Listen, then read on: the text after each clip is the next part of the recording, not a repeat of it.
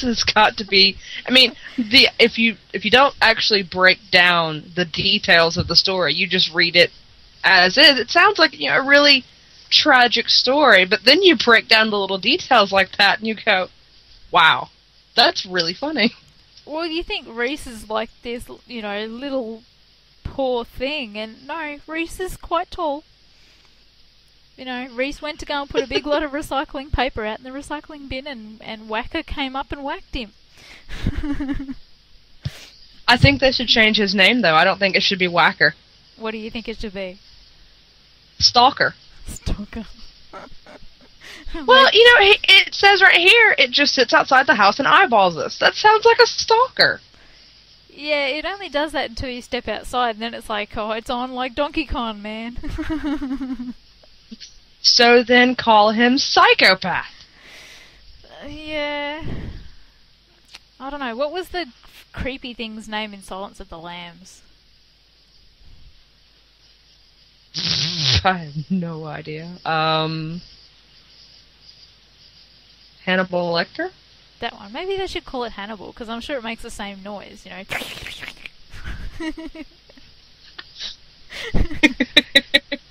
I've eaten your wife. Well, what does it do? It hisses at her, doesn't it? Hang on, let me scroll back up. I think it hisses at her. Yeah. Yeah, it hisses at her. Well, and snarls. Well, if it's expecting food, then all she needs to do is walk outside with a giant thing of meat, throw it across the yard, and take off running. Wallabies don't eat meat. Well, then throw a carrot at it. I don't know. I don't live in Australia. I don't walk outside and go, oh, look, there's a wallaby in my backyard. No! Sorry, carnivorous wallaby named Whacker that just... Oh, God. You need to Google wallabies. They're like the tiniest little harmless things, really. So just... Oh, okay. Your turn. Yeah, so, wait, before I read the story, should we tell everyone what the theme you have going on this week is? I think they'll figure it out by the second story.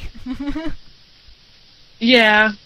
Okay, so either you're feeling quite masochist this week, which is entirely possible, or, moving on, you'll figure it out soon. Everyone.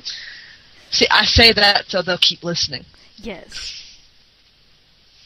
Kangaroo Eddie, who attacked a 94-year-old woman, to be put down on July 27th. Or that story came from July 27th, which was yesterday. Eddie, the kangaroo who gained global notoriety for attacking a 94-year-old woman in southwest Queensland, will be put down on Wednesday night. The Department of Environment and Resource Management released a statement to confirm the deed. It said 2 veterinarians had assessed the red kangaroo and recommended that it be euthanized. Unfortunately, a decision to euthanize this animal has had to be made, and this action will be carried out shortly, a spokesman said. Formal advice from the veterinarians examining the animal was that it was injured and was under considerable stress and suffering. Eddie escaped from his enclosure on Sunday and went on a rampage through Phyllis Johnston's yard in Charleville, in western Queensland, knocking her to the ground and repeatedly kicking her. Don't read it or don't listen as the actual story. Picture this all in your mind, and that's what makes it funny. The frightened buck was caught by officers from the Queensland Parks and Wildlife Service later that day. Despite her frightening ordeal, Miss Johnson insisted that she did not want the animal destroyed. I don't want the roo set free in this area again in case it attacks someone else, but I definitely do not want it killed. I would like to see it given to a zoo or some other such animal park where it can be looked after. Charleston resident Daryl... Oh, God, really, I lied when I said I read ahead. Anyway, Dobbo, who was babysitting the animal when it escaped, described it as a gentle giant. He said Eddie was orphaned as a joey and was brought up in captivity by a local wildlife carer. Okay, I thought that was a typo. When Eddie was first released into the wild, he was injured, either hit by a car or attacked by dogs, and returned home to recuperate in the Charville neighborhood where he had grown up. Mr. Dobbin said Eddie's injured hip never healed properly, and he was kept in captivity for his own safety. Somehow the gate was left open on Sunday, and he escaped, a distressed Mr. Dobbin says. He's really gentle. He grew up with people, and he will follow you and come when you call him. It may be he was misunderstood. However, Miss Johnson, who was still recovering in Charville Hospital, said she thought the big red was going to kill her when it came bounding through her yard. She said she tried to fight the animal off with a broom and was badly scratched and bruised. She might need surgery on her leg. The roo had to be doused with 2 doses of capsicum spray by police where it could be brought under control. Okay, what's capsicum spray? Pepper spray. Okay. Yeah. So, yeah. So, yeah, that's Charleville. Yeah, Charleville. Oh, okay. I'm not from Australia.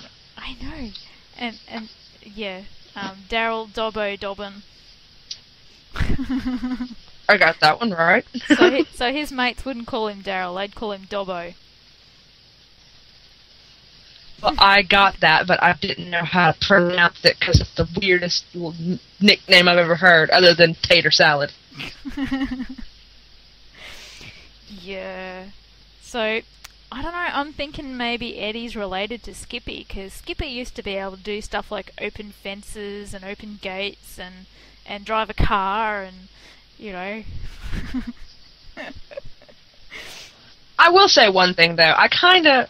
It's actually shocking that the woman that was attacked, she didn't want the animal to be put down, and that to me is just shocking. Well, they breed them tough in Charleville, let me tell you that. So, I mean, she's already lived to the age of 94. And judging by the news story when I saw it on TV, she's still with it. She's still got all of her marbles, and she's, you know, sharp as a tack. So, you know, the fact that this damned kangaroo just came at her. I mean, she took to it with the broom, but, you know, God. And was badly scratched and bruised, and the only thing really that might be wrong is she might need surgery on her leg. So, you know, I mean, if Eddie's going to be a temperamental bastard for the rest of his life, yeah, just put him out of his misery and do us all a damn favour. But, I don't know. He may have just been scared. There's really no telling. No, kangaroos have a very fight or flight mechanism, and usually they only fight other kangaroos. So, if there's anything bigger than them, they usually run away. Except for when it comes to trucks. Because my dad drives, I think it's a 36-wheeler B-double. And he drives it out sort of the very, very back roads of sort of inland Queensland. And he's hit so many kangaroos, he's keeping tally.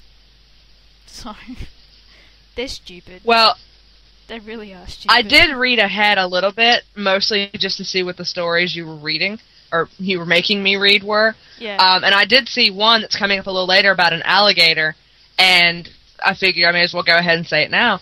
But my dad grew up, because as you know, I live in Louisiana, and as much as I joke about it, it's not all swampland, but it's a lot of swampland, even in the northern area.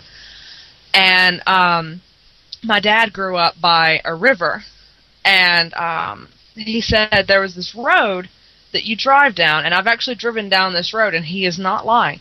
You have to drive down it very slowly, because it is not uncommon to see an alligator on the road. And you don't want to hit them because they will tear your car apart. Sounds a bit like a wombat. You wouldn't think that a little measly wombat would do much damage. But yeah, you can actually flip a ute, which is like an Australian version of an SUV, by hitting a wombat. Wow. Because those things are made solid. So it's like hitting a brick wall.